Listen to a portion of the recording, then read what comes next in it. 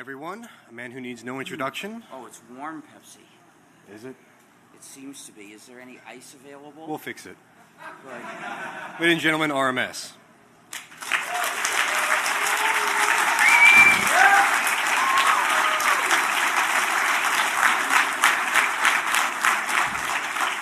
Why are you turning those lights on? It's too hot in here already. So turn them down, okay? You don't have to shine lights in my face to make me talk. Down, down, down, down, down, down. Now, a little more light in the audience would be good so that I don't fall asleep. It's okay if you sleep. No, you won't make a bunch of people unhappy if you do. But I shouldn't sleep here. Anyway, we apologize for this delay due to late arrival of equipment, and we expect to get you moving shortly and wish you a pleasant listen on the way to the end of the speech or wherever your final destination may be. So I'm going to talk about free software and the hacker community. First of all, I better explain what free software means, since probably even a lot of you have not heard what it means. Free software means software that respects the user's freedom. There are 4 essential freedoms for the user of software, freedoms that every software user should always have. And these 4 freedoms make the definition of free software. Freedom 0 is the freedom to run the program as you wish for any purpose. Freedom 1 is the freedom to study the source code and change it so that the program does what you wish. Freedom 2 is the freedom to help your neighbor. That's the freedom to make copies and distribute them to others, including publication. And freedom 3 is the freedom to contribute to your community, and that's the freedom to distribute your modified versions, including publication, when you wish. None of these is an obligation. You're never required to do any of these things, but the point is you're free to do them if you wish. And that means the software respects your freedom and respects the social solidarity of your community. If you use a program that doesn't give you freedom number 2, you're in danger of falling into a moral dilemma at any moment when your friend says, "Could I have a copy of that program?" At that moment, you will be forced to choose between 2 evils. One evil is to give your friend a copy and violate the license of the program. The other evil is to deny your friend a copy and comply with the license of the program. Now, once you're in the dilemma, you should choose the lesser evil, which is to give your friend a copy and violate the license of the program.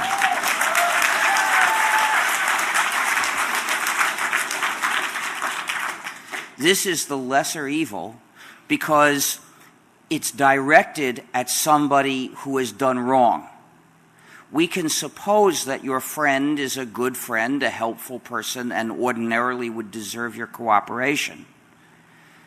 Whereas the developer of a proprietary program has deliberately attacked the social solidarity of your community. Now, that's wrong. So if you can't help doing wrong to somebody, better it should be a wrongdoer that you do it to. However, to be the lesser evil does not mean it's good. It's never good to make an agreement and not keep it. Now, it may be less bad than keeping the agreement, depending on what you agreed to do. But it's never good. And an unauthorized copy of a non-free program shares most of the ethical ills of an authorized copy. The only one it doesn't share is that of rewarding the perpetrator. So, what you should really do once you have understood this dilemma is make sure you're never in it. Don't set foot on the path that's going to lead you someday to that dilemma. And there are two ways to avoid it. One is don't have any friends. That's the method suggested by the proprietary software developers. And the other method is don't use proprietary software. That's the method I prefer. That way, I don't have to worry about a moral dilemma if someone asks for a copy of a program I've got on my computer, because I will only accept free software onto it. If someone offers me an attractive, convenient program on the condition that I promise not to share it with you, I will say no, because that's the right thing to do. And I would rather forego the convenience and fun of that program than put myself in a situation where I'd be ashamed of what I had done. Amen. Thank you.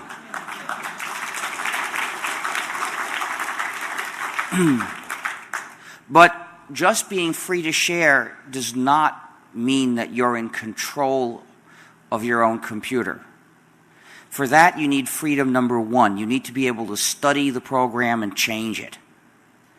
That's what enables you to decide what your computer does. If you use a program that doesn't give you freedom number one, the freedom to study the source code and change it, then the developer controls what you can do, and you are under the developer's power.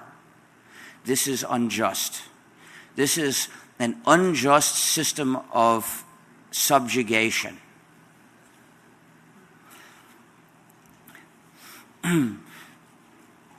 If you don't have freedom number one, you can't even tell for certain what the program does. Lots of proprietary programs have malicious features, because once a developer is in a position of power, the developer faces the temptation to go one step further and start using that power specifically to mistreat others. So they put in spy features and features designed to restrict the user, and even backdoors. Now, spyware is quite common. One proprietary program that you might have heard of that spies on the user is called Windows XP.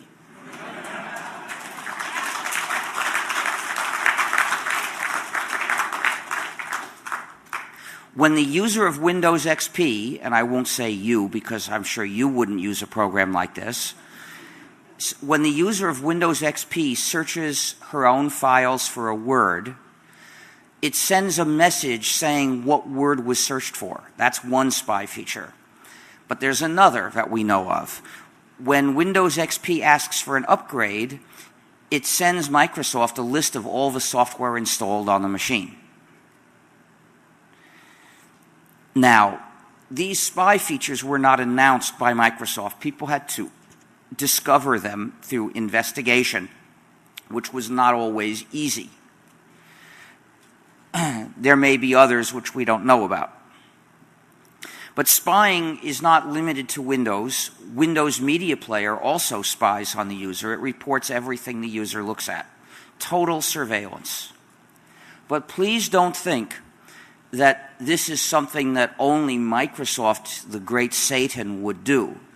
Because in fact, Real Player was the first such program to do this kind of spying. Total surveillance, reporting everything the user looks at. And all Microsoft did was imitate them. Thank you.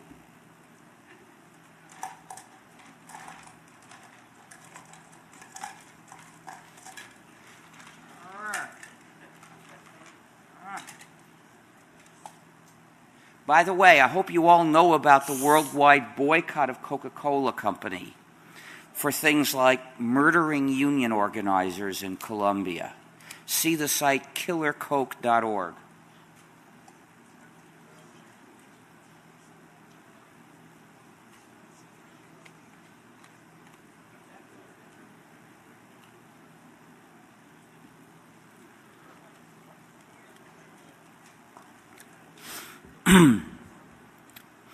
So,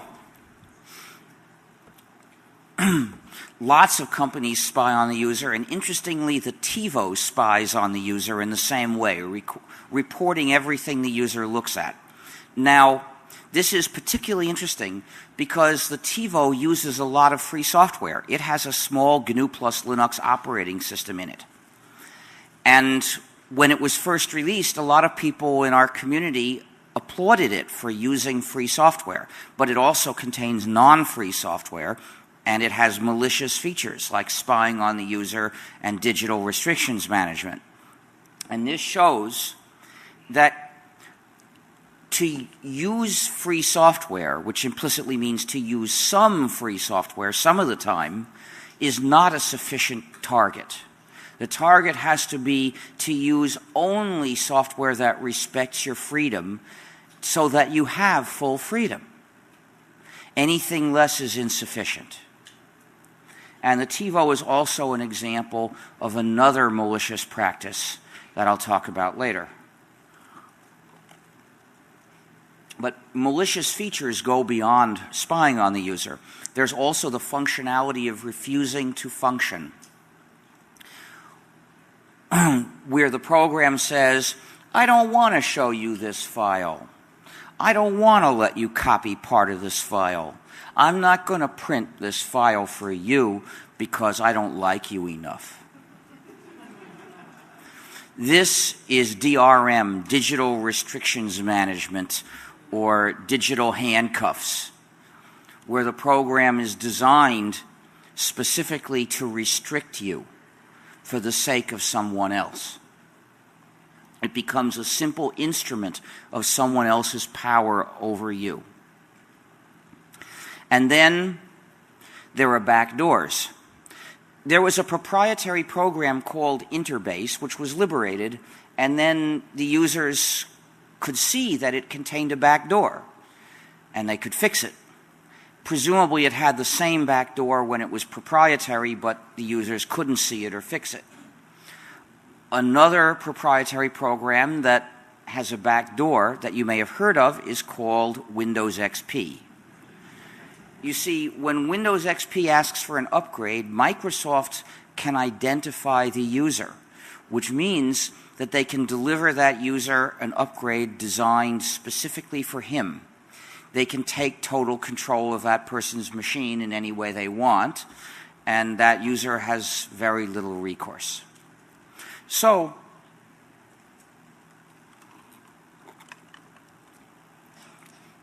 we know about this backdoor because we can deduce it from known facts, but there might be others.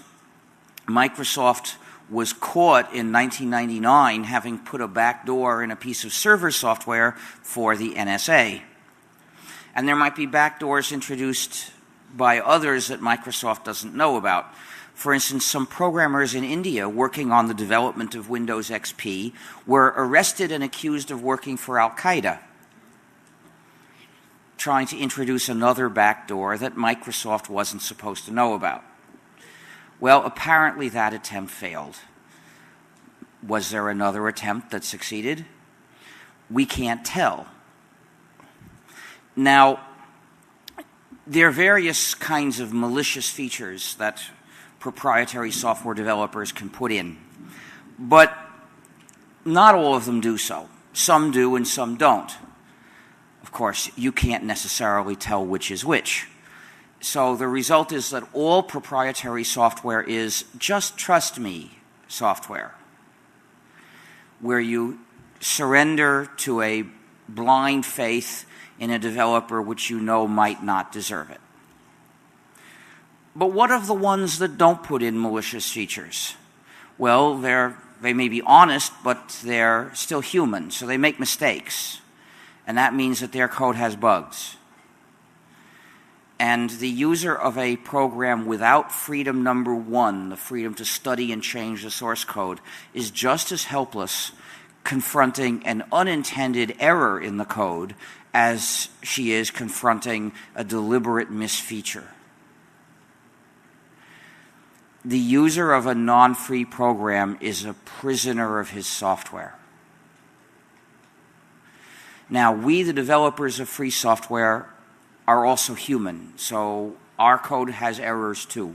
Every non-trivial program has bugs.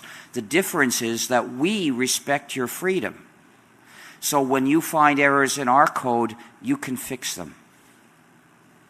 We can't make ourselves perfect. We can treat you decently.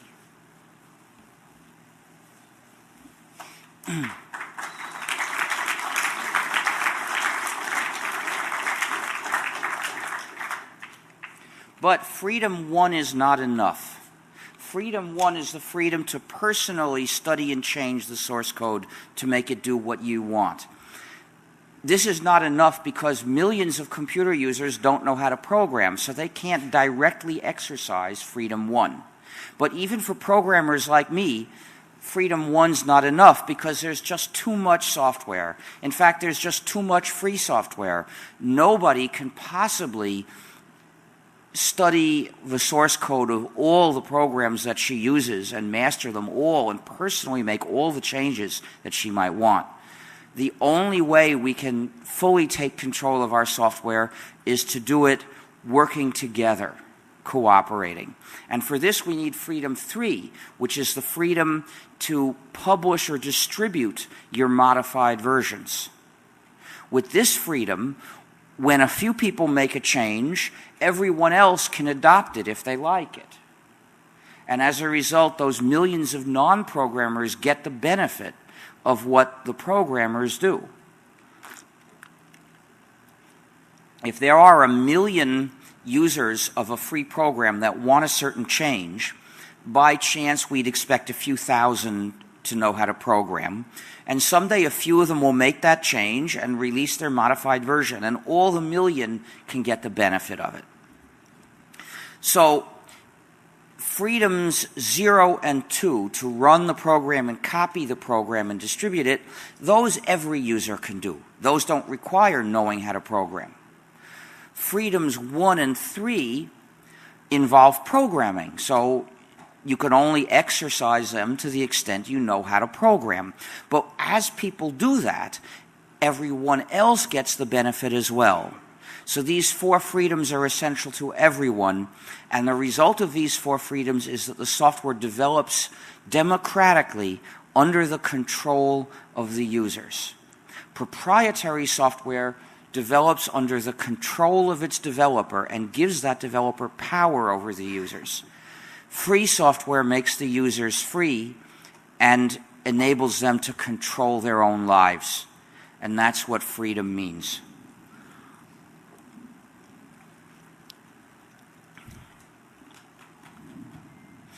So I reached these conclusions in 1983, which is why I launched the free software movement and began developing the GNU operating system, GNU's not Unix, for the specific purpose of making it possible to use computers in freedom.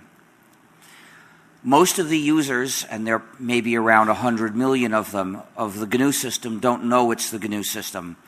In 1992, when the GNU system was almost finished, the main missing component was the kernel, and at that point a kernel named Linux filled that gap.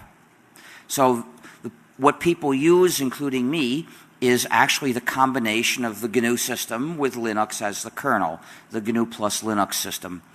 But most people are misinformed and think that the whole system is Linux and don't realize that we developed it.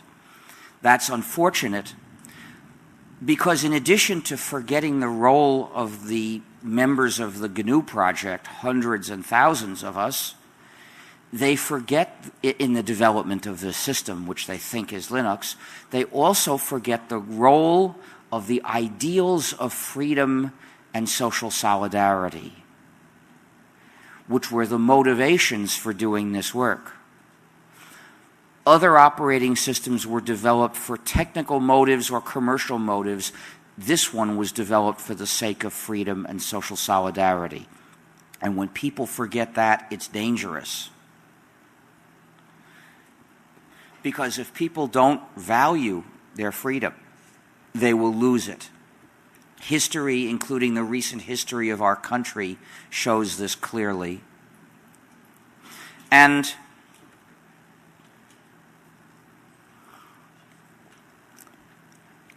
when people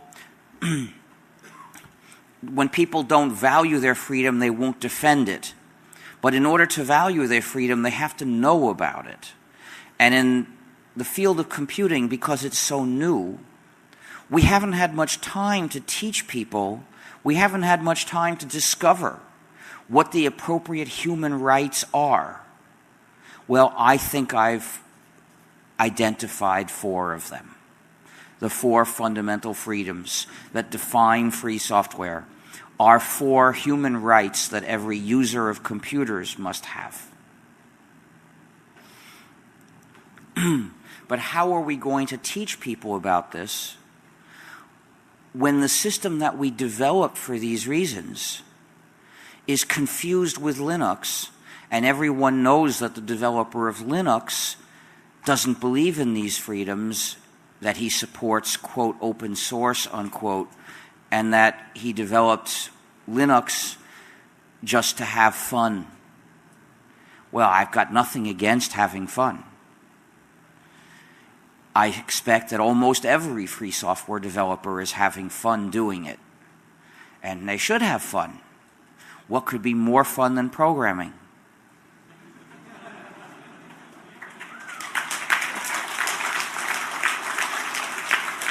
But if that's all we think about, if we don't know how to be serious as well, if we don't recognize serious goals that are so important that they're worth sacrificing some of your fun, goals like freedom and democracy, then what's going to happen? Well, Bush has already showed us what's going to happen.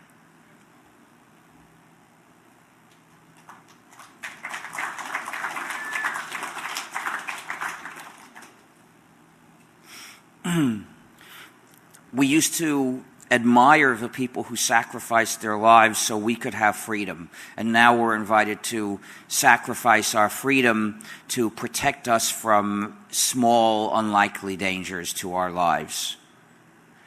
And I think that's stupid and backwards and insults the people who fought to get us freedom in the first place.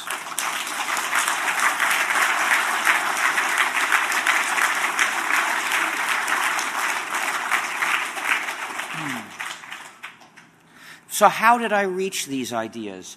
What led me to conclude in 1983 that software should be free, that proprietary software is unethical and antisocial, that it was a social problem, and that we had to solve this problem by getting rid of it? It all goes back to the hacker community. In the 1970s, I participated in the hacker community, a community of programmers who were in the habit normally of sharing their work with everybody, anyone who was interested, because that was our way of life, because we were programming for the joy. Yes, we were having fun, but having fun led us to a way of life and a way of thinking about our way of life. Having fun put together with the political ideals that were taught to us by the United States of America and then conspicuously disregarded by the United States of America in the war in Vietnam. When I joined this community, we called ourselves hackers. And what that meant was that we were programming with joy, with gusto, with enthusiasm, and that was what it was all about. We were using our intelligence in a playful way, sometimes just for fun, sometimes doing useful jobs that needed to be done. But either way, we could still enjoy using our intelligence in a playful way. And that's what hacker meant, and that's what it still means.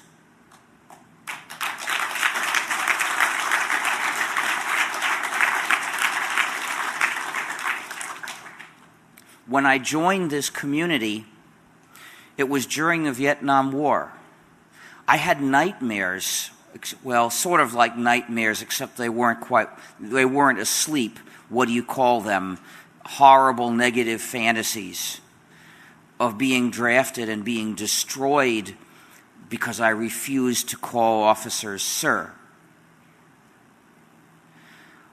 I had learned to love freedom, and what I saw in front of me was the perfect enemy of freedom.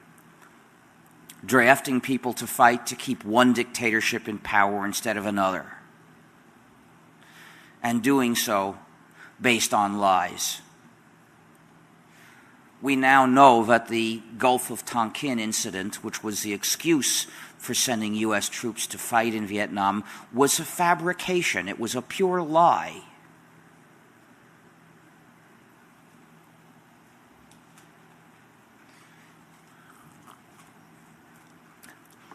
Of course, just about all of us despised the U.S. government's policies at the time. This was not unusual. What was unusual was that we had a kind of free society. In the artificial intelligence lab, everyone was welcome to come and use the computer, and the reason was the hackers were in charge. At every other computer facility, there were administrators in charge, and they made sure to have control over what anybody could do. The hackers, before I got there, made sure that that couldn't happen by declining to implement security in the computer system. They realized that by implementing passwords, they would simply hand administrators tools to control everyone. We recognized that a computer with security was like a totalitarian police state, where everything everything you couldn't justify was forbidden. By default, everything's forbidden, except a little space where you're allowed to do things. And take a look at their policies. Anything that might enable you to throw off their control is forbidden. Because maintaining themselves in control is always the first priority. So once you start following up this analogy, you'll see a lot of similarities. So, back in the 70s, we didn't have to fight to defend our practice of sharing software. We just did it. We always did it. People shared software with us and we used it. We wrote software and sometimes other people wanted it and we shared it with them and they used it. That was simply our way of life. We appreciated it, but we didn't have to fight for it. We just went on living it. What we had to fight was pressure to have security. It was in 1976 or so that everyone else said, the net is too big, you can't have a computer without security now, and we just kept on doing it. People would log in, they'd heard that there was a command you could give to set the system to shut down. So they would type the command and it would work. It would say system shutdown scheduled in N minutes, and then someone else would cancel it. Well, the other users didn't want it to go down, so they canceled it. But the point is, there was no security stopping anybody in the world from logging in on our machine and doing this. But the users were there, and when the shutdown wasn't supposed to happen, they canceled it. If there was a shutdown for a good reason, like system maintenance, then the users understood and they didn't cancel it.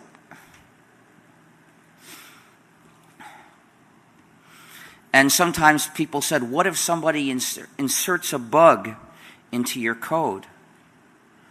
And I said, well, they can't possibly insert as many as I do.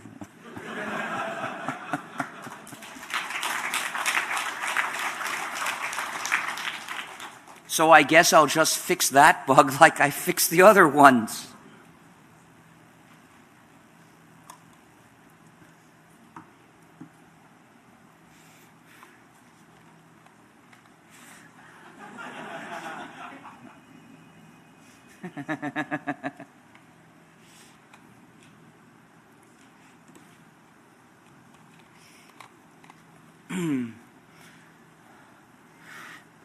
So one of the things that hackers occasionally did in their spirit of cleverness was try to break security on other machines which had security.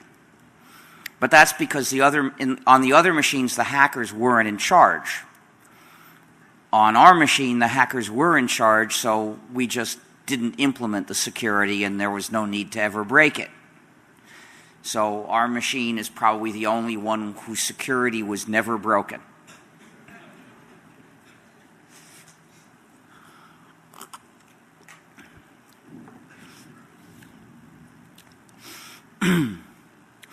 And in 1980 or so, some journalists found out about our community and they misunderstood the word hacker. They thought it meant breaking security.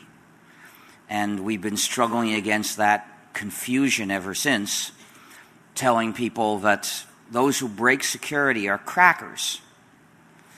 And that to be a hacker means to amuse yourself by using your intelligence playfully, doing any kind of thing. Doesn't have to be with computers. You know, you can spring a surprise party on your friend. That could be a hack. You can write music. That's a hack.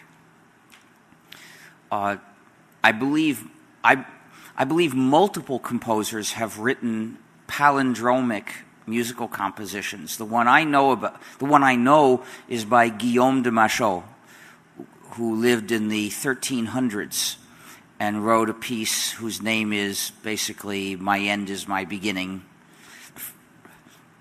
It's a 3-part piece. The top 2 parts are each other's mirror image, and then the bass part is its own mirror image. Except for the accidentals, which help it sound good. And since he was a great composer, he made it sound good, as well as being a hack. I'm told that J.S. Bach did something similar, but I don't think I've ever heard that piece. However, those are not the only composers that are hackers. John Cage, I would say, was a hacker. He wrote a celebrated piece which has no notes and consists of silence. Now, I would say that that piece has 0 musical value, but it has some hack value.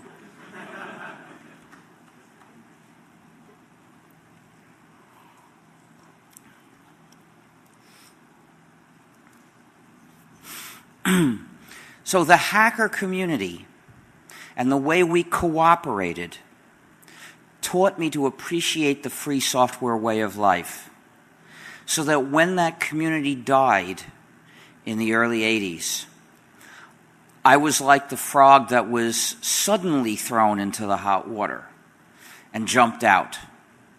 Other people just took it for granted that when you used computers, you were under the power of the developers. How else could it be, they asked. How could you complain? What else could there be except lords bullying you?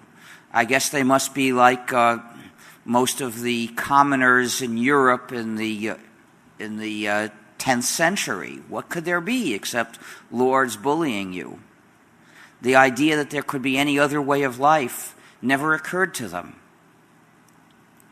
But I've had the good fortune to experience a different way of life, a way of life based on freedom. And when it was taken away from me, I decided to fight. I've always been particularly good at saying no.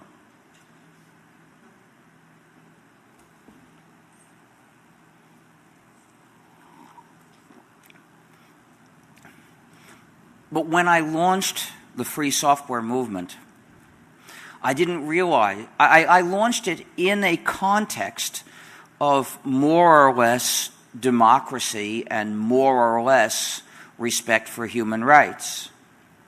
I didn't realize how much those things could be destroyed globally, how vulnerable they were. Using computers is just one area of life. It's not all of life. Shocking as that statement might seem coming from me.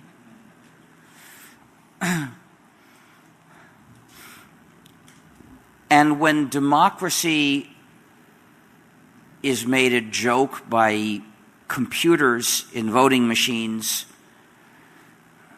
by expensive requirements for people to vote, by lying to people, by fraudulently denying them the right to vote, by throwing away their ballots, by not letting them get ballots, what are we going to do? When human rights are trampled arrogantly by a government who then gives promotions to the people who are responsible as a way of spitting at people who value freedom, what are we going to do? I don't know. I can't see much hope for the United States. I can't imagine how the United States can recover freedom and democracy. I certainly can't see how the Democratic Party would do it.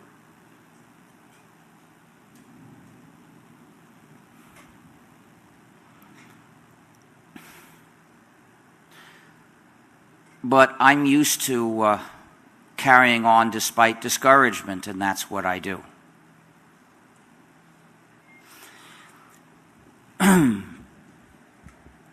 There was always a certain tendency for the U.S. government to be too subservient to business.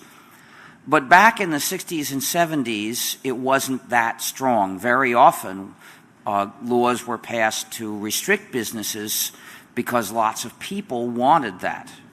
And nowadays, though, democracy has become so weak and the media industrial complex so powerful that the U.S. government offers very little resistance to what large companies want. In particular, antitrust law has been nearly abolished. Mergers of large companies happen all the time. And not only that, we see conspiracies of large companies being formed to restrict and oppress the public. Conspiracies such as the one that controls the format of DVDs, the one that implements treacherous computing. And then there is the AACS, which is designed to forbid analog outputs for playing video. These conspiracies ought to be prosecuted. All the companies involved with them ought to be prosecuted for conspiring to restrict the public. And such conspiracies should not be allowed to exist anywhere in the world.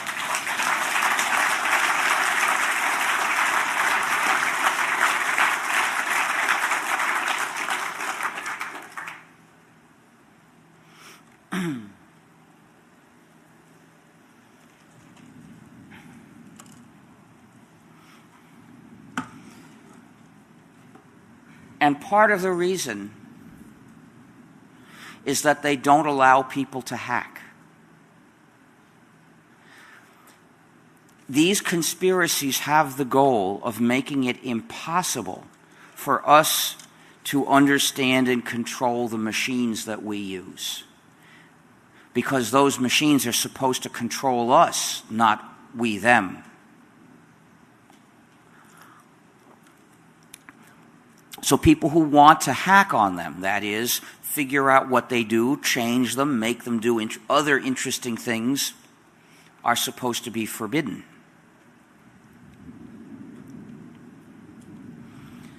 Now, this is not the worst thing about those conspiracies, but it's symptomatic. The people who are trying to restrict the public almost invariably turn to restricting the public's ability to understand and control their machinery. The TiVo pioneered a technique for doing this, which I call TiVoization. The TiVo contains a small GNU/Linux operating system, including several programs released under the GNU General Public License. That license requires them to distribute the source code to the users, and I believe they do. And then the users have the right to change it and compile it and install their changed versions in the TiVo, whereupon the TiVo doesn't run. The TiVo has a special mechanism designed to detect that the software has been changed and shut down. It will only run versions that were authorized by the maker.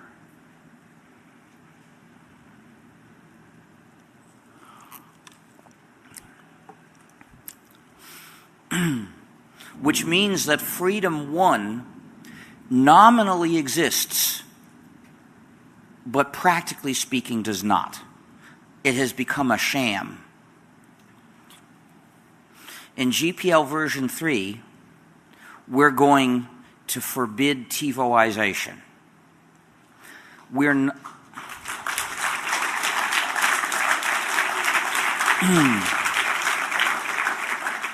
We will not forbid DRM.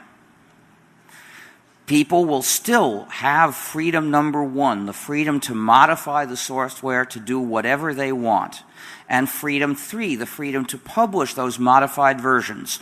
If the developers of a product like the TiVo want to implement spyware and DRM, sending back reports on what you watch, stop not providing any way to copy the recordings out of the machine, they can do so. They will still have the freedom to do so, as they should. What they will not be able to do is release those in such a way as to deny you the freedom to undo what they did, because you also deserve freedom number 1. They can change it to restrict the user.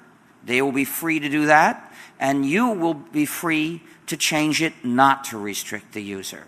They will be free to change it to spy, and you will be free to change it not to spy.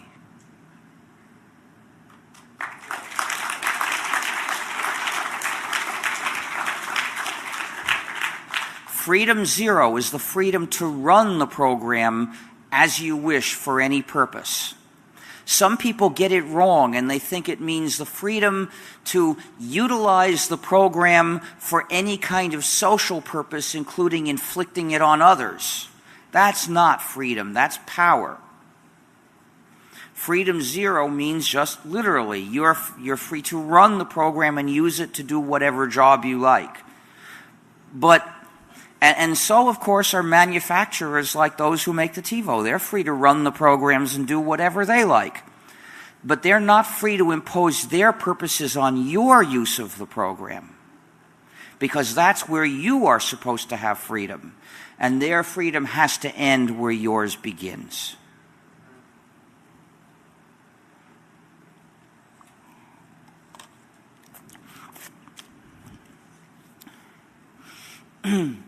So I'd like to urge you to look at the website of our new campaign against DRM. It's called defectivebydesign.org, because products with DRM are defective by design. That's what DRM is. It's making the things defective to restrict you. This is a grassroots campaign of various kinds of protests and actions.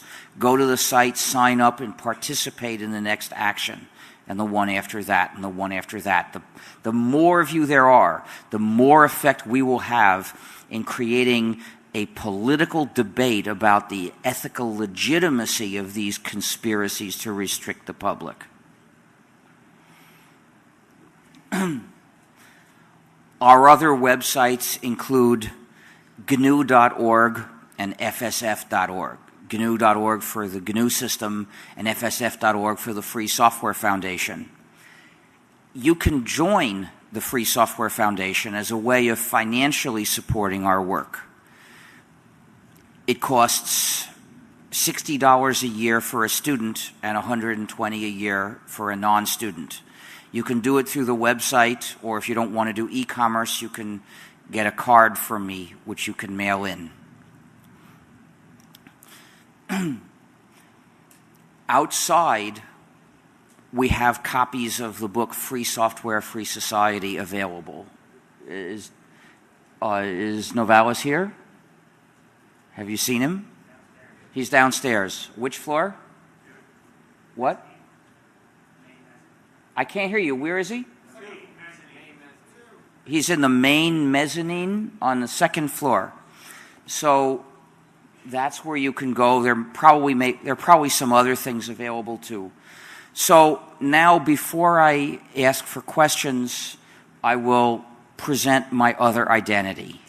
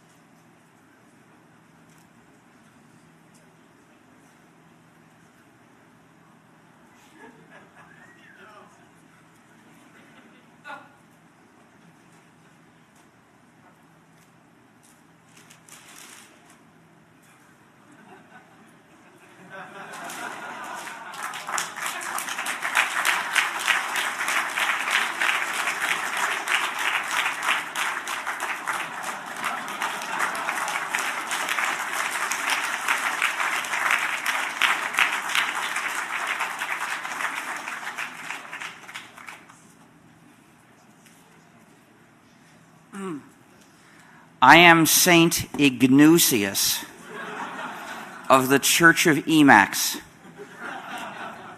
I bless your computer, my child.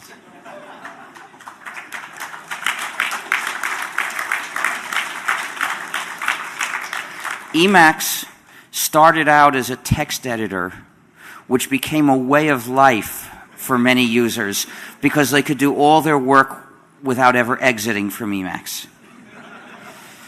And then it became a religion when somebody started the news group alt.religion.emacs.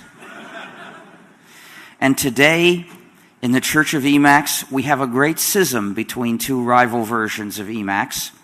And we also have saints, but fortunately no gods. Instead of gods, we worship an editor. To be a member of the Church of Emacs, you must pronounce the Confession of the Faith. You must say, "There is no system but GNU, and Linux is one of its kernels."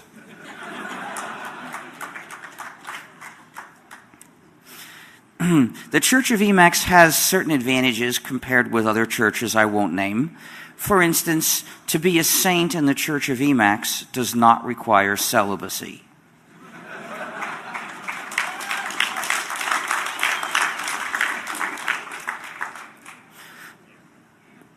But it does require living a life of moral purity.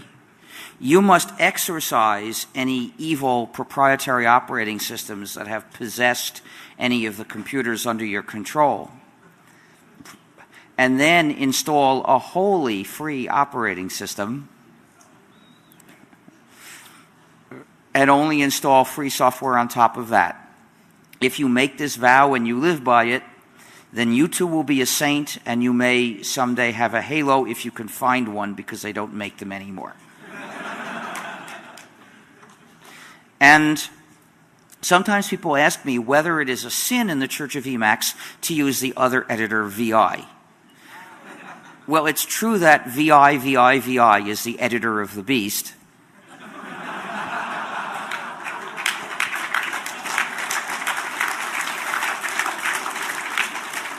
But the use of a free version of VI is not a sin, it's a penance. And sometimes people ask me whether my Halo is really an old computer disk. This is no computer disk, this is my Halo. But it was a computer disk in a previous existence. So now, thank you. and I will answer your questions.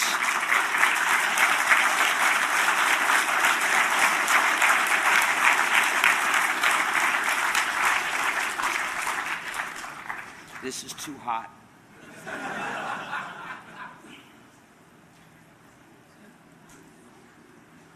Now, I am half deaf, so when you speak to me, you need to speak loud and clear and slowly. Okay, but even with a microphone, you still have to speak loud and clear and slowly because otherwise I won't hear you. So I guess people can just line up over here to ask questions. Hi, thanks for your great talk. My question for you is, what is your opinion about proprietary services on the web? Well, I don't know what that means, proprietary services. The concept of proprietary software doesn't transplant to a service. It doesn't, I can't see how you would adapt it or what it would mean. So in this case, I mean control of your own data when it's running on a service that's not controlled. Oh, well, that's obviously not respecting your freedom. But, you know, first of all, you can't trust important data to a corporation in the U.S.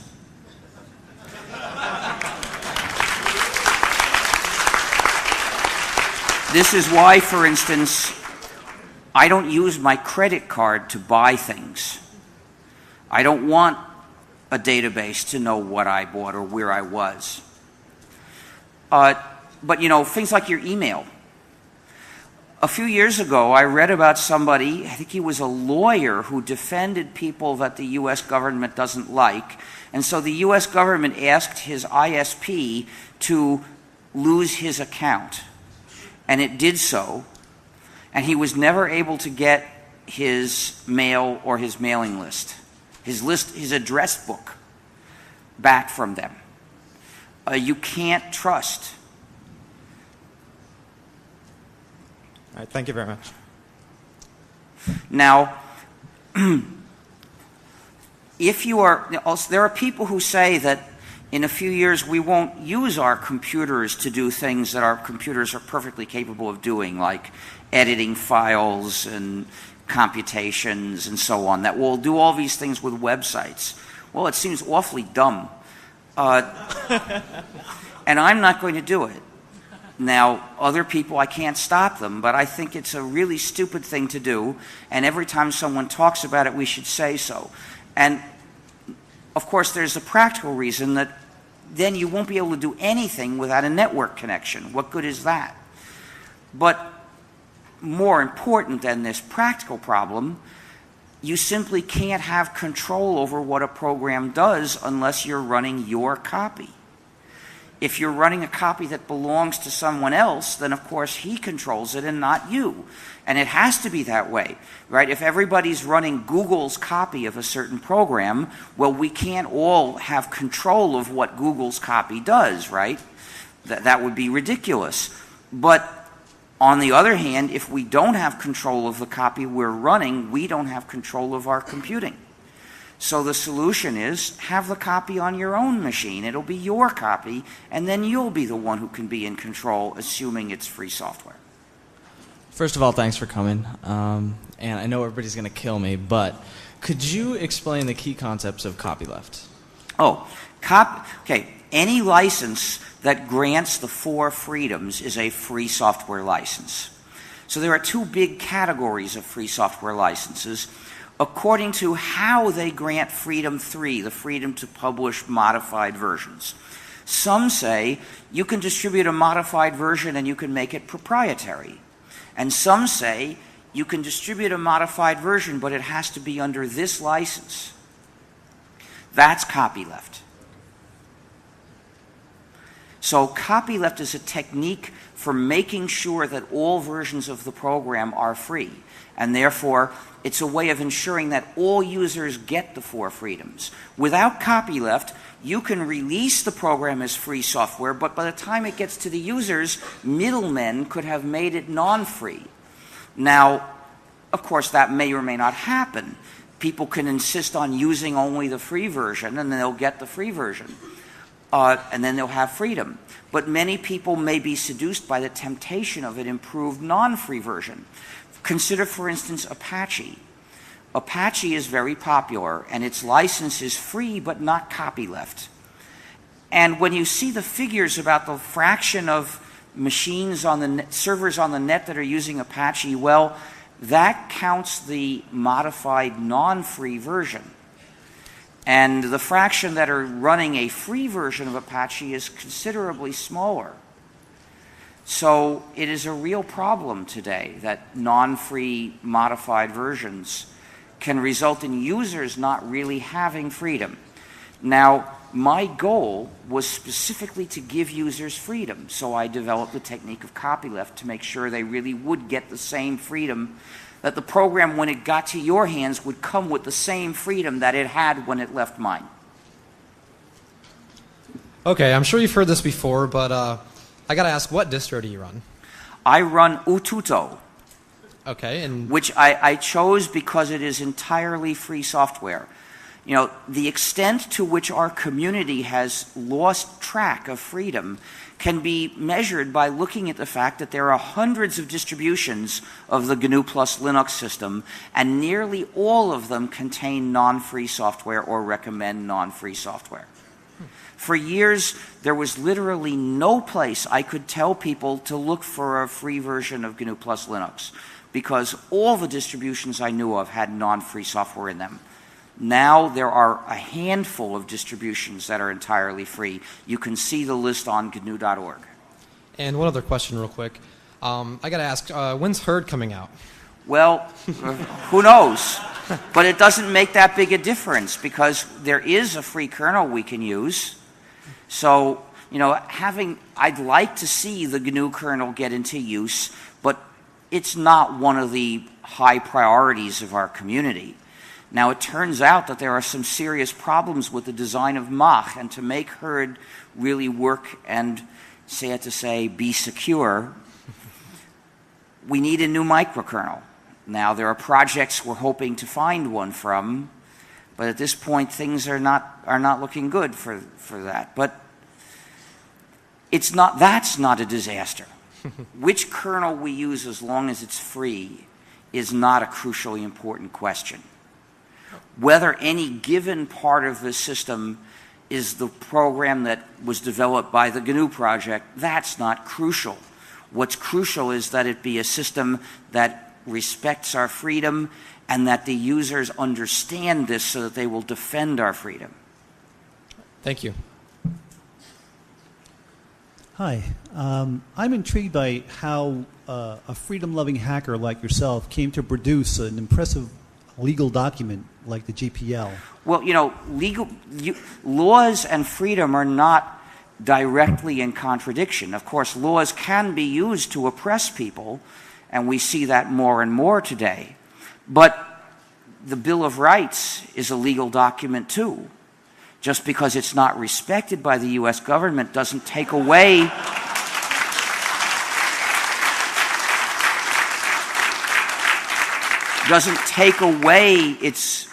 its virtue.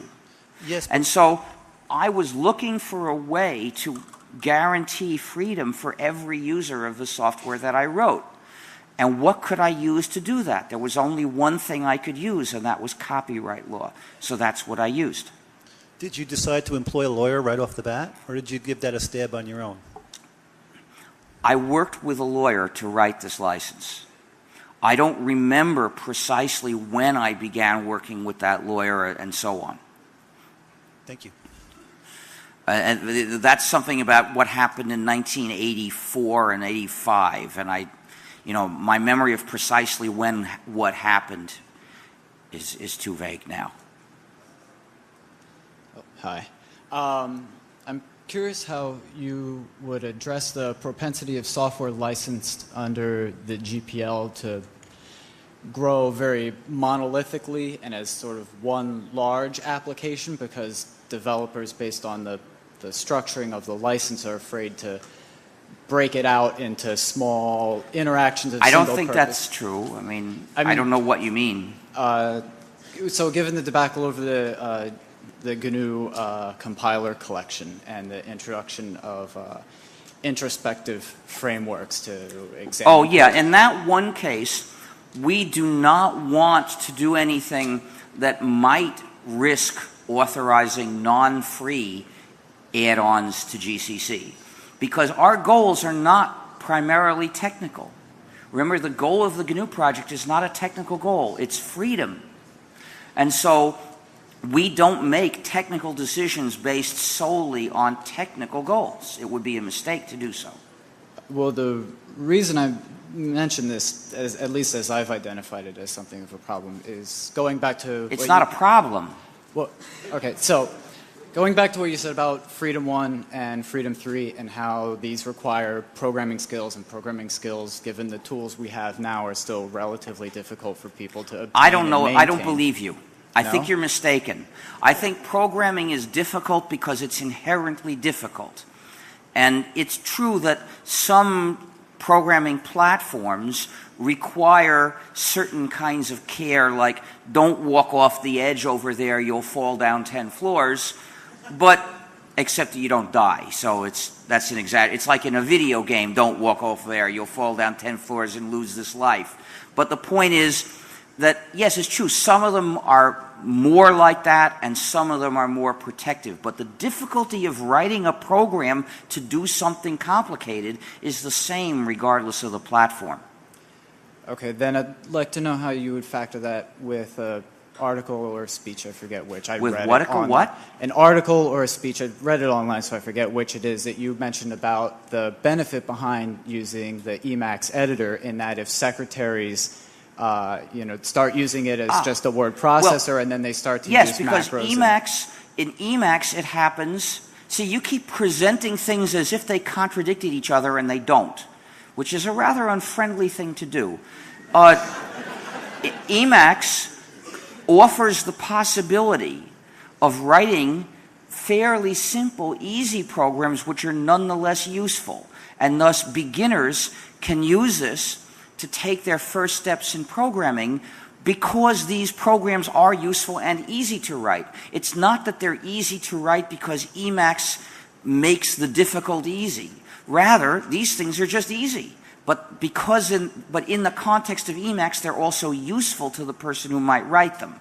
And so this could encourage a person to take a few beginning steps. Now, this is not going to make hard programs easy, but it might enable a person to gain some confidence, and that person may or may not go on to learn harder kinds of programming. But whether or not the person does so, I think it's still a good thing.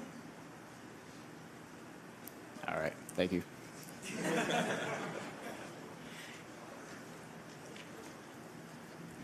What would you say to Bill Gates in response to his initial comments regarding the $100 laptop if he were standing right next to you? I don't pay attention to him, so I don't know what he said. Bad things. Well, I'm not surprised. Anything that isn't a tool for him to increase his power over the rest of society, he will say some kind of bad thing about. You just have to learn to ignore these people. Don't ignore the threat that they make, but don't pay too much attention to what they say. Do you think freedom is the highest good? I can't say that there is a highest good. Freedom is tremendously important because it's an essential part of having a good life.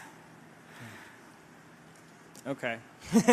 Do you think that freedom should be framed in a positive or negative way? I don't understand. I mean, I think of freedom as something positive, something good. Okay. I'm not sure what the question means, though. Well, a negative conception of freedom is sort of like the Bill of Rights. Here is the domain. I wouldn't call that negative. I think that's wrong to call that negative.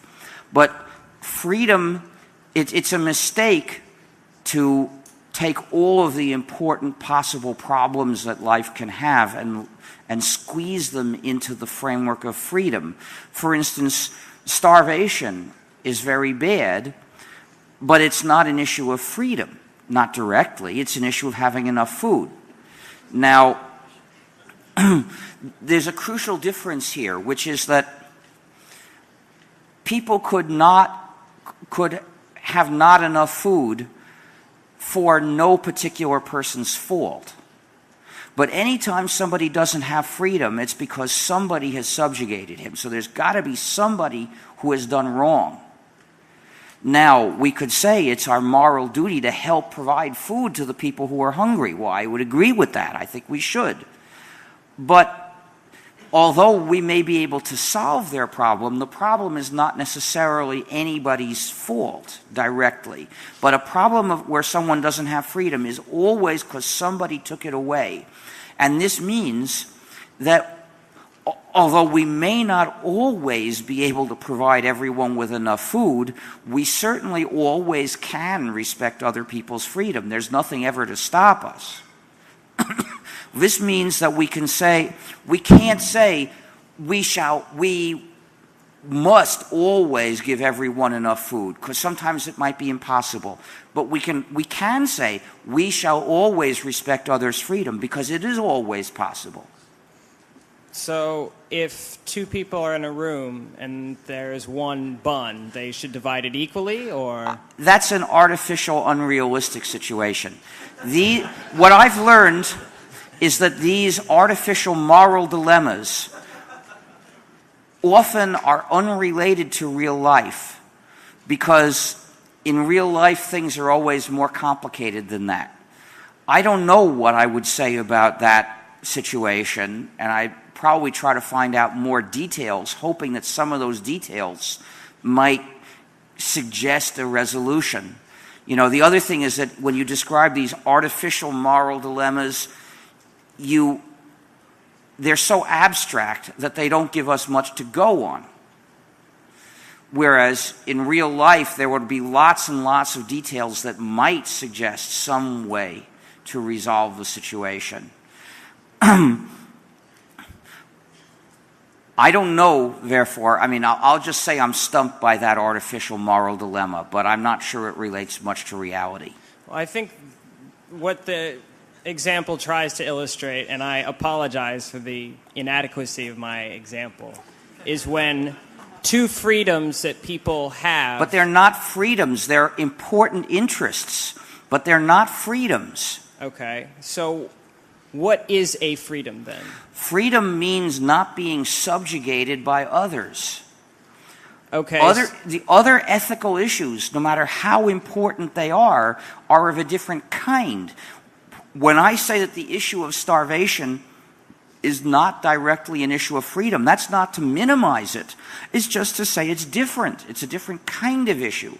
And trying to squeeze these two different kinds of issues into a single framework is distorting.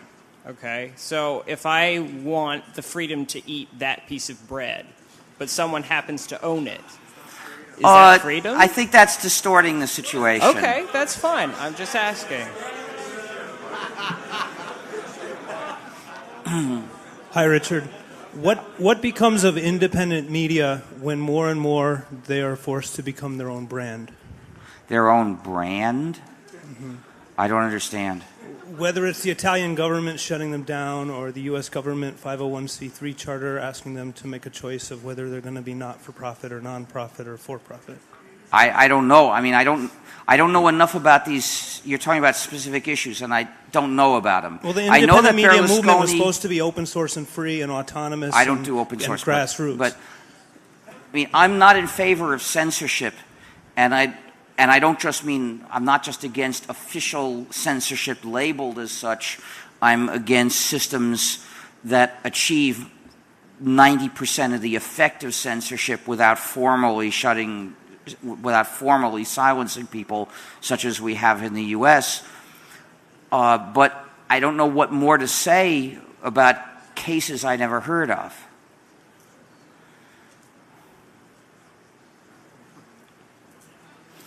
Getting back to the fun side of things, the explosion in the capabilities of technology, the speed of processors and things like now have allowed people to approach problems that never before they thought they could actually do, like make crazy games on their cell phones and things.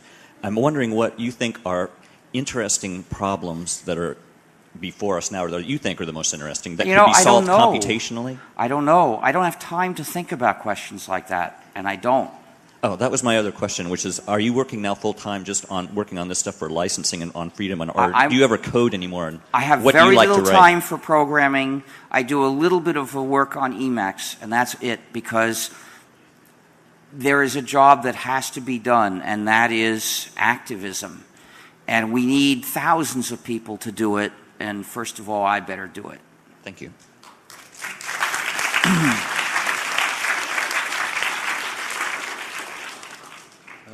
The thing that I find a little confusing about the issue of free software is how exactly does it reward the developer besides the somewhat... It's a silly question. No, just please let me finish the question. How does it reward the developer besides the somewhat abstract idea of having fun while developing the piece of software? I don't know. Let's ask each developer why there are over 1 million free software contributors.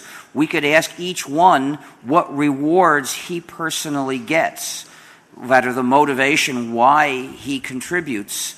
But I don't think it's a terribly important question. The fact is that lots of people are contributing to free software, and they have many different motives. It's a mistake to look for one simple answer to everybody's motives. Okay, but for a developer that works in a capitalistic society, doesn't it relegate development of free software? This is totally silly. We're all in a capitalistic society. Doesn't it relegate development of software to a part-time job? If you do sometimes yes, and sometimes no. Again, are you trying to impose the false supposition that there's a problem? That's what this argument amounts to. Excuse me? You are trying to conjure a problem out of thin air. We don't have a problem, but you're trying to challenge me to explain the problem. No. You're trying to challenge me to solve the problem which doesn't exist. Let me give an example. Suppose I decide that I need to work 4 hours a day for a company to support my bills. Then do. Okay, and I have, 8 hours left to develop free software. Well, that's nice. Thank you. All right. So then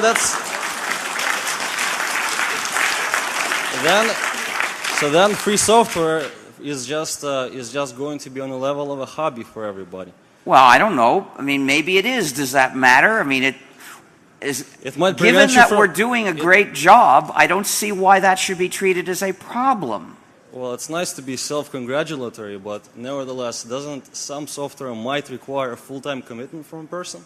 And then how is it Maybe possible? so. I don't know. I don't care. You see, the point is, this is all secondary. Free software makes the world a better place, and proprietary software makes the world a worse place.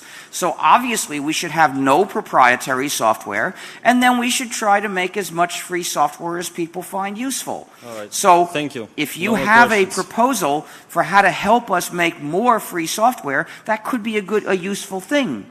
However, clearly what we want is zero proprietary software, because every proprietary program is a predatory system. So, in other words, no compromises. Either completely free software or doesn't matter, even if it is of slightly I'd worse rather quality. have no software than proprietary software, because a proprietary program divides people and keeps them helpless.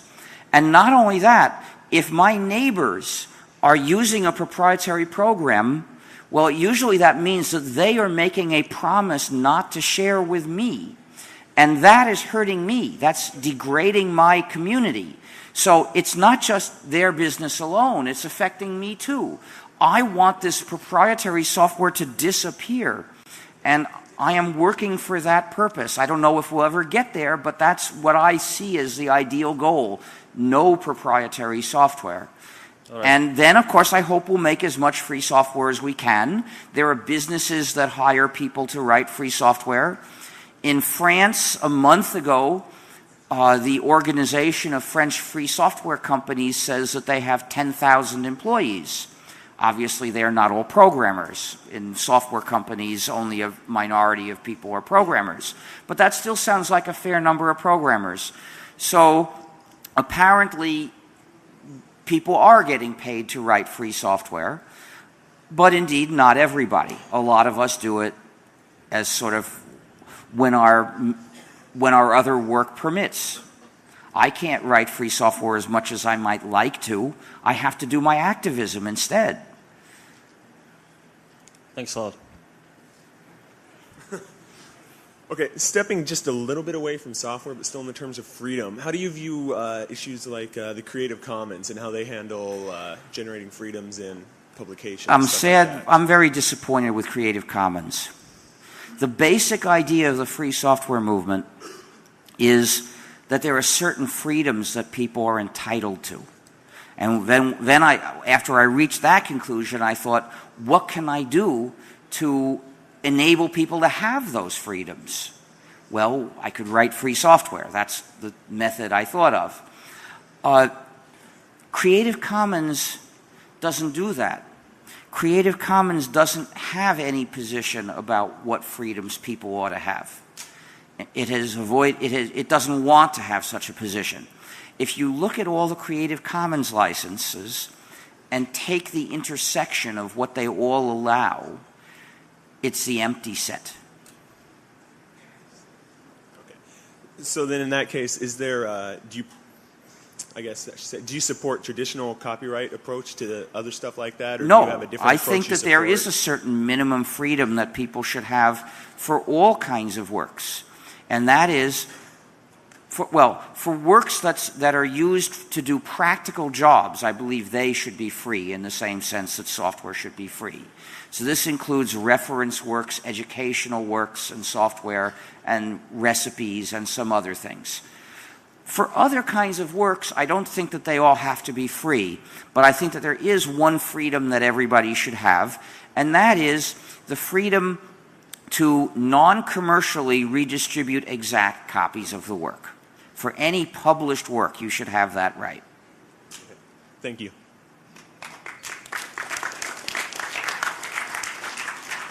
I just wanted to personally thank you because I've used so much free software and I've tried to contribute myself to free software. Thank you for the new project and the Free Software Foundation. I just wanted to ask what your thoughts were. You know, there's been, I think commercial companies have tried to figure out ways to attack open source and try to keep it.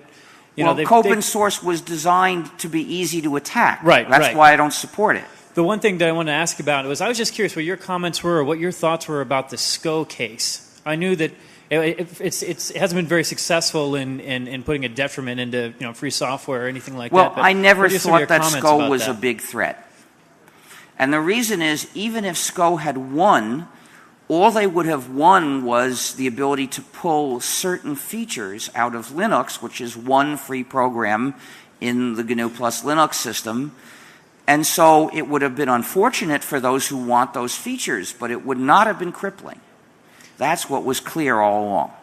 And yeah, that was one of my thoughts. I was wondering, because I'm sure there's a few things that people have been doing for years now, because this case has been around for a while, to audit the code. Is there? Do you know of any types of tools? Or I don't know. In any case, I've never been involved with the development of Linux.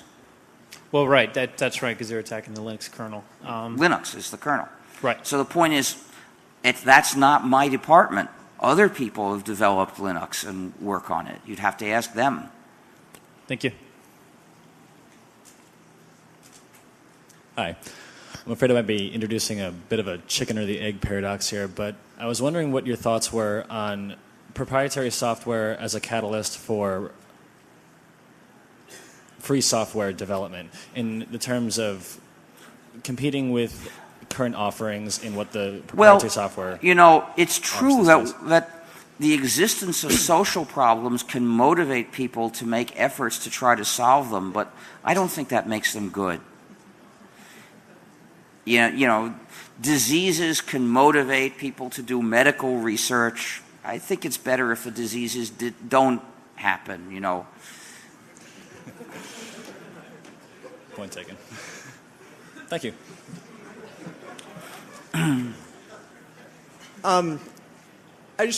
You've really explained a lot today, and you've done it very well, and your work and everything that you're doing is just great. And I guess I'm going to be the only one to ask a non-computer related question, but I've been dying to ask you this question. I've seen you talk many times. Could you get to it? Absolutely. How can I grow such a rocking beard like yours? I don't do it. I don't fertilize it or anything. It just grows. So it's all natural then? I guess. Thank you.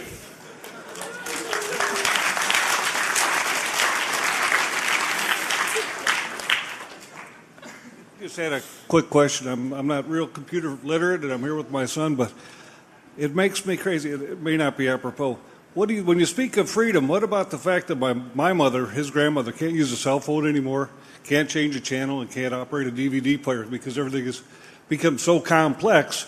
They've lost that ability to enjoy what's being produced.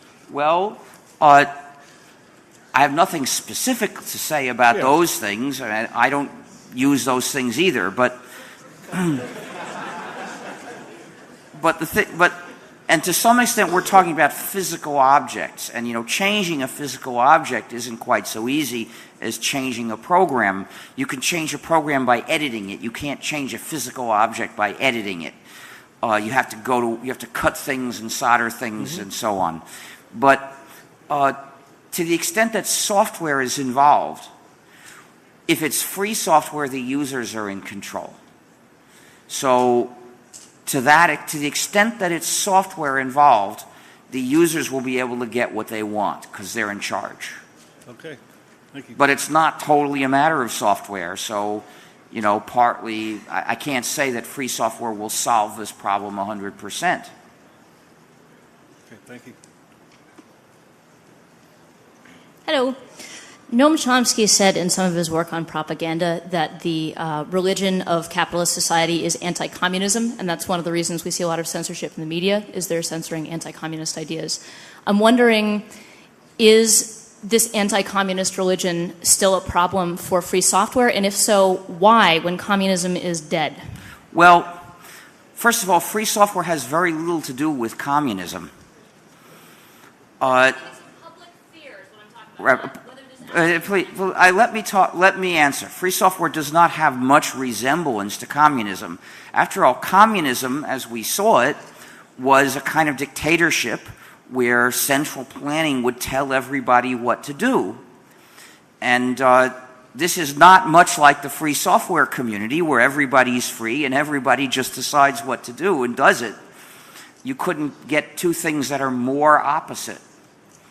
However, you persistently see power-hungry bastards calling us communists. Now, what would lead them to say something as absurd as that?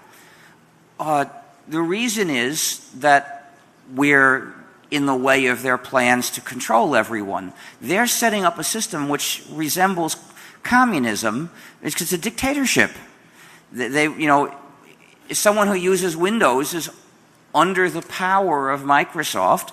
Microsoft makes a decision at the top. Other people carry it out. They impose it on other people. And these people have basically no choice. They have to keep paying and taking what they get. That's a lot like a Stalinist system. Command economy. So, and they don't respect private property at all. Microsoft and many other companies that make proprietary software say that you can't own a copy of their software. They believe in private property only as long as it all belongs to them. That's how they respect private property. Whereas with free software, your copy really belongs to you. We respect private property. They don't. So, of course, the fact that their insults are the direct opposite of the truth never stopped them before. It's exactly what you expect to see when you look at Bush and his cronies and the corporations that are Bush's masters and so on. You see over and over that their lies become more arrogant every year. So the reason they do it is nothing more than they think it might hurt us. They think that they might be able to get away with it, and it doesn't have to be true. not for them. And they're right, they might get away with it, and they're right, it might hurt us, because the media is so bad at pointing out when the things that they say are totally the opposite of the truth. They might get away with it. Bush has a policy of sticking with his lies no matter how long, and he does it because he'll fool a lot of people.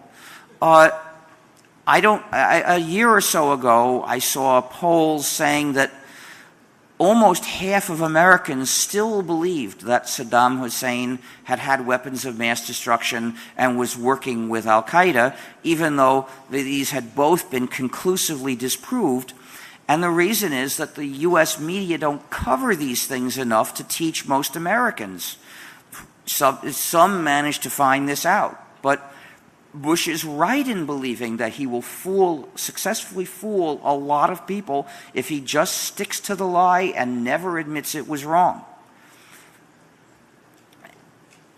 Yes, hello, and I wanted to thank you very much for the speech you gave here today, and I wanted to thank you for the works that you've contributed to the community at large. Now that that's out of the way, I've only started myself to exercise Freedom 1, to begin to look at the free software that I use and to begin to change it, fix it, and do as I please with it in those regards.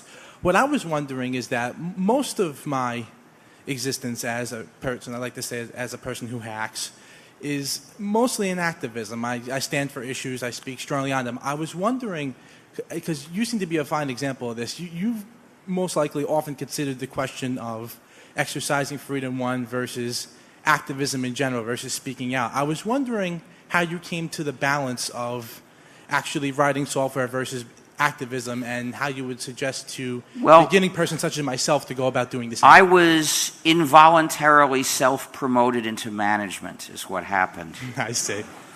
I started the GNU project. Once at the beginning, the GNU project was me and one other person, so mostly what I did was write code. But then as there got to be more and more people, to a larger extent, the GNU project required some management, so I had to do it. I started the Free Software Foundation. I'm the president of it. That means I have responsibilities in managing it. And then people started inviting me to give these speeches, which clearly are important. So this takes time. And people started sending me lots of emails. Sometimes they say, what should I do about this situation? So obviously I should give them advice. It just started taking more and more time, so I found other people to do the programming. I see. So you're saying it's more of a happenstance situation that you fell into speaking more than anything else? Yeah, although speaking is not most of my time. Yeah, I understand. Speaking today is a couple of hours. This is the first speech I give in this week. So it's,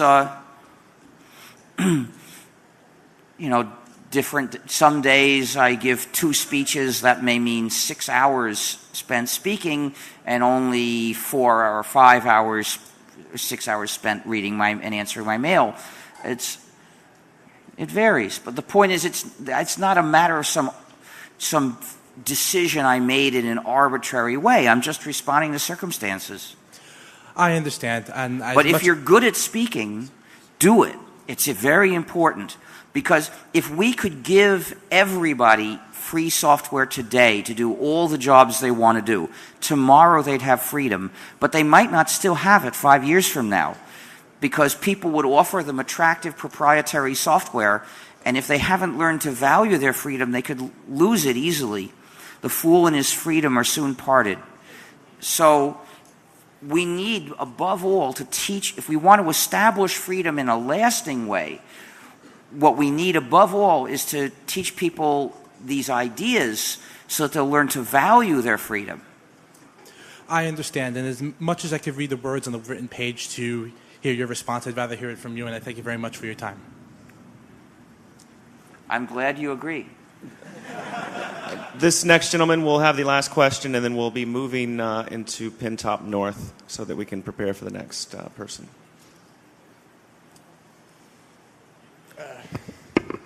This question is regarding your ideas about censorship.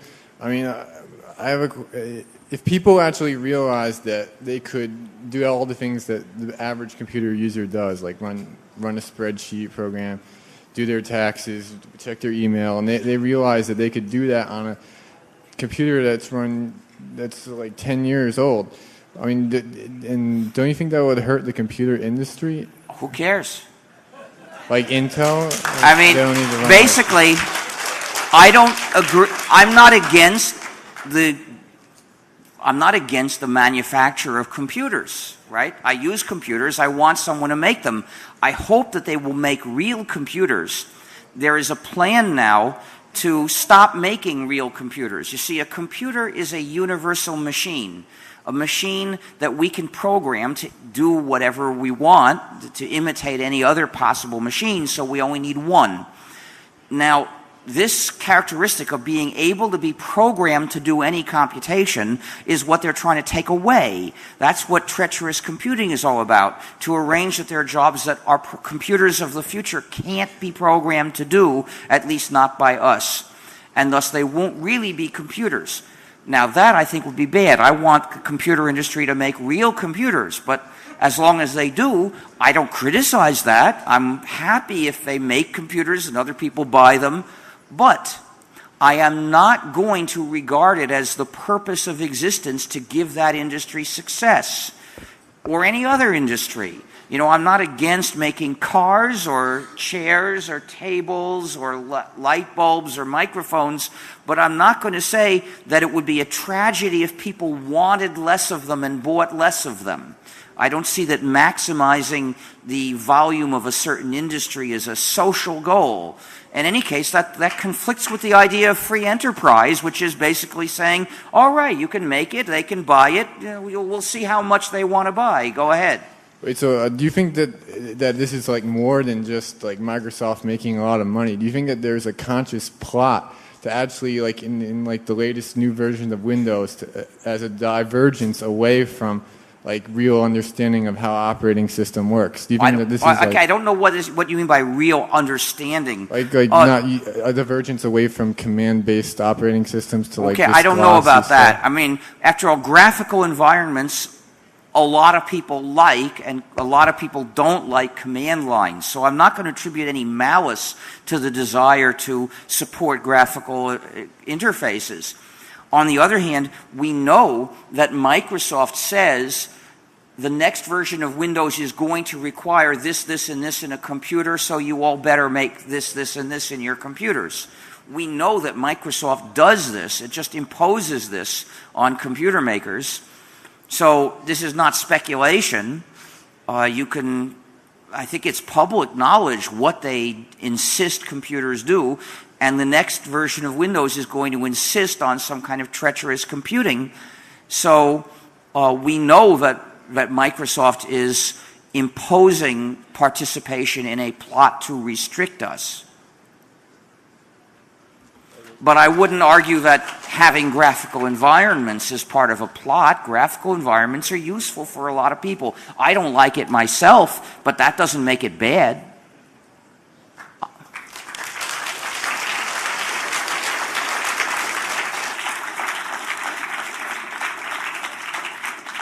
And that's why we have graphical environments in free software too. A lot of users want that. I pushed and pushed and pushed for people to develop graphical environments because I know I want those users to have freedom too, not just users with my tastes.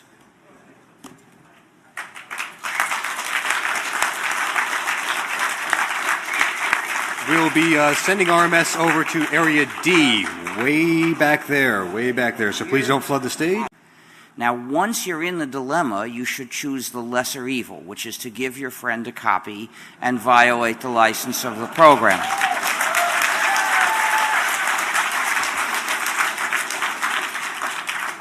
This is the lesser evil because it's directed at somebody who has done wrong. We can suppose that your friend is a good friend, a helpful person, and ordinarily would deserve your cooperation.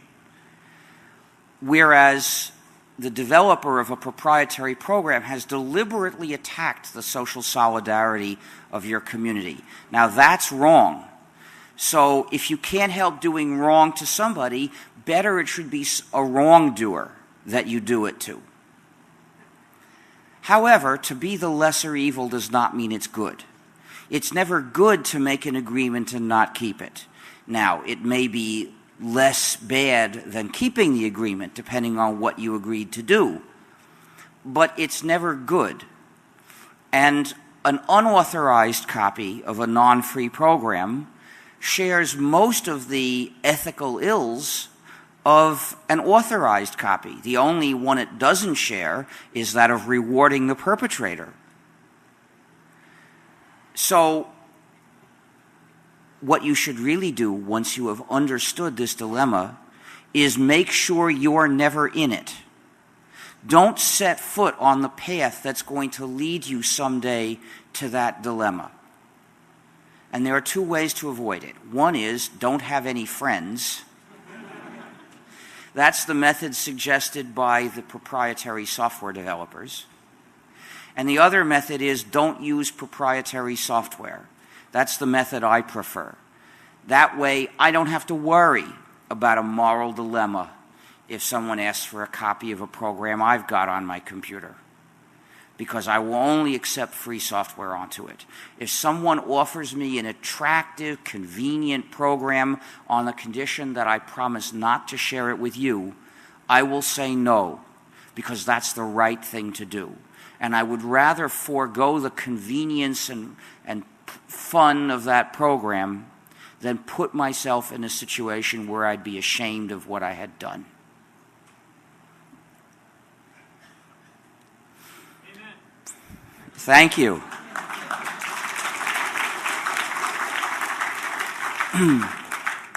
But just being free to share does not mean that you're in control of your own computer. For that, you need freedom number one. You need to be able to study the program and change it. That's what enables you to decide what your computer does. If you use a program that doesn't give you freedom number one, the freedom to study the source code and change it, then the developer controls what you can do, and you are under the developer's power. This is unjust. This is an unjust system of subjugation. Now, there are various kinds of malicious features that proprietary software developers can put in, but not all of them do so. Some do and some don't. Of course, you can't necessarily tell which is which.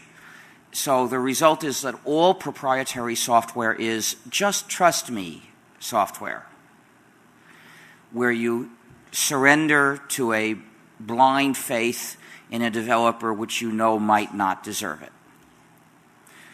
But what of the ones that don't put in malicious features? Well, they may be honest, but they're still human, so they make mistakes. And that means that their code has bugs. And the user of a program without freedom number one, the freedom to study and change the source code, is just as helpless confronting an unintended error in the code as she is confronting a deliberate misfeature. The user of a non-free program is a prisoner of his software. Now, we, the developers of free software, are also human, so our code has errors too. Every non-trivial program has bugs. The difference is that we respect your freedom. So when you find errors in our code, you can fix them. We can't make ourselves perfect. We can treat you decently.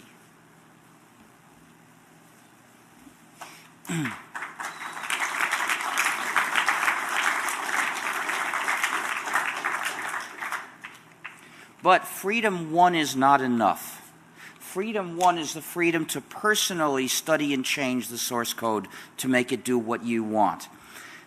This is not enough because millions of computer users don't know how to program, so they can't directly exercise freedom one. But even for programmers like me, freedom one's not enough because there's just too much software. In fact, there's just too much free software. Nobody can possibly study the source code of all the programs that she uses and master them all and personally make all the changes that she might want. The only way we can fully take control of our software is to do it working together, cooperating. And for this we need freedom 3, which is the freedom to publish or distribute your modified versions. With this freedom, when a few people make a change, everyone else can adopt it if they like it. And as a result, those millions of non-programmers get the benefit of what the programmers do. If there are 1 million users of a free program that want a certain change, by chance we'd expect a few thousand to know how to program. And someday a few of them will make that change and release their modified version, and all the million can get the benefit of it. So, freedoms 0 and 2.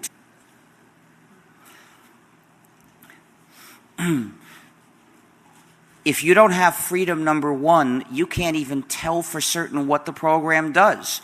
Lots of proprietary programs have malicious features.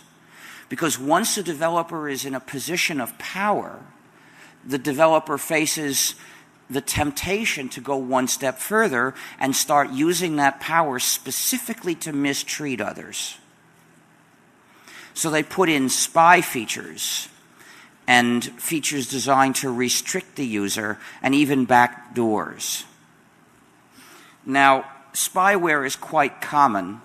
One proprietary program that you might have heard of that spies on the user is called Windows XP.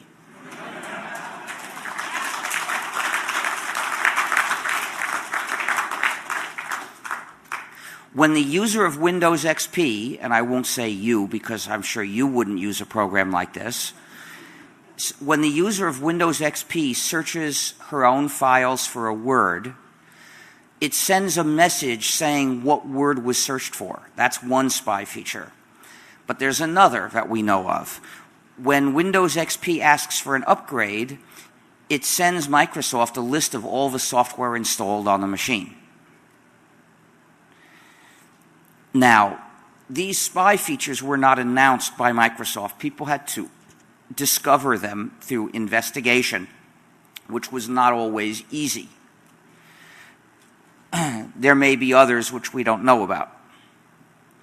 But spying is not limited to Windows. Windows Media Player also spies on the user. It reports everything the user looks at. Total surveillance. But please don't think that this is something that only Microsoft, the great Satan, would do. Because in fact, Real Player was the first such program to do this kind of spying.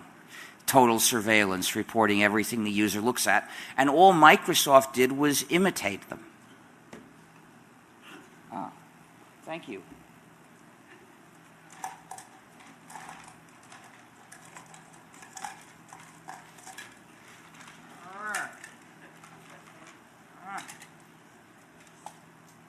By the way, I hope you all know about the worldwide boycott of Coca-Cola Company for things like murdering union organizers in Colombia. See the site killercoke.org.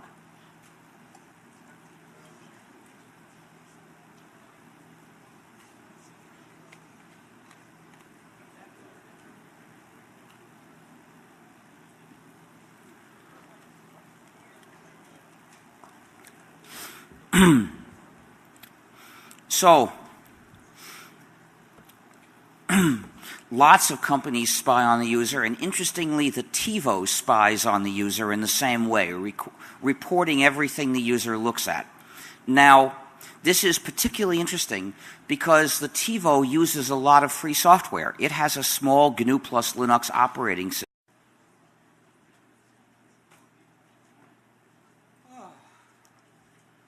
Everyone, a man who needs no introduction. Oh, it's warm Pepsi. Is it? It seems to be. Is there any ice available? We'll fix it. Right. Ladies and gentlemen, RMS.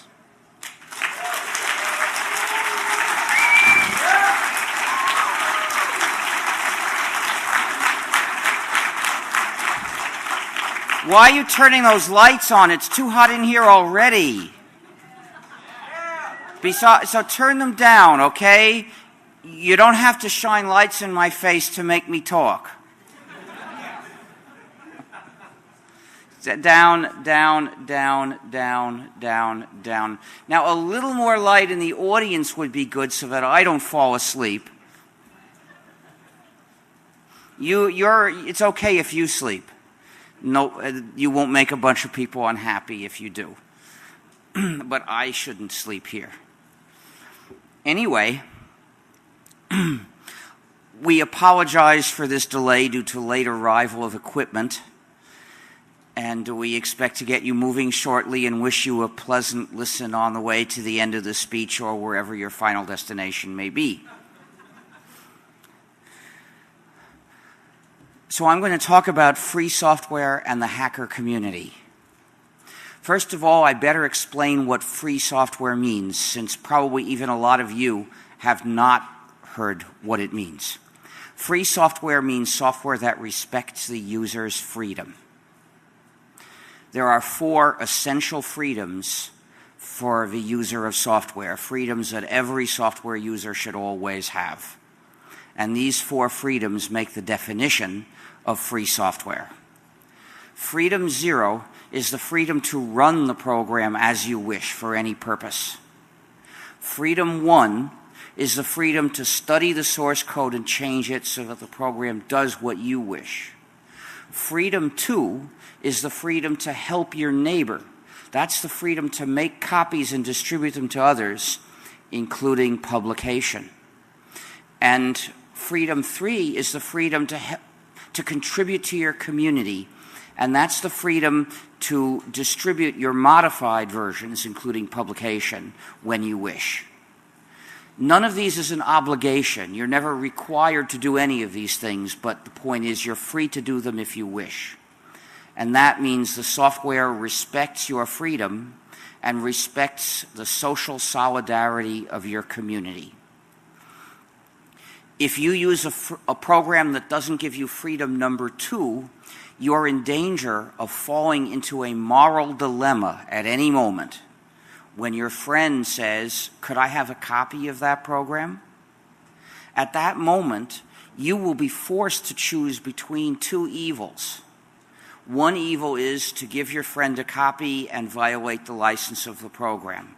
The other evil is to deny your friend a copy and comply with the license of the program. Just a minute. And when it was first released, a lot of people in our community applauded it for using free software, but it also contains non-free software, and it has malicious features like spying on the user and digital restrictions management. And this shows that to use free software, which implicitly means to use some free software some of the time, is not a sufficient target. The target has to be to use only software that respects your freedom so that you have full freedom. Anything less is insufficient. And the TiVo is also an example of another malicious practice that I'll talk about later. But malicious features go beyond spying on the user. There's also the functionality of refusing to function, where the program says, "I don't want to show you this file. I don't want to let you copy part of this file. I'm not going to print this file for you because I don't like you enough." This is DRM, Digital Restrictions Management, or digital handcuffs, where the program is designed specifically to restrict you for the sake of someone else. It becomes a simple instrument of someone else's power over you. And then there are backdoors. There was a proprietary program called Interbase, which was liberated, and then the users could see that it contained a backdoor, and they could fix it. Presumably it had the same backdoor when it was proprietary, but the users couldn't see it or fix it. Another proprietary program that has a backdoor that you may have heard of is called Windows XP. You see, when Windows XP asks for an upgrade, Microsoft can identify the user, which means that they can deliver that user an upgrade designed specifically for him. They can take total control of that person's machine in any way they want, and that user has very little recourse. So,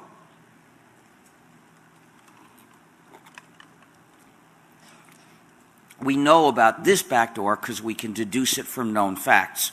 But there might be others.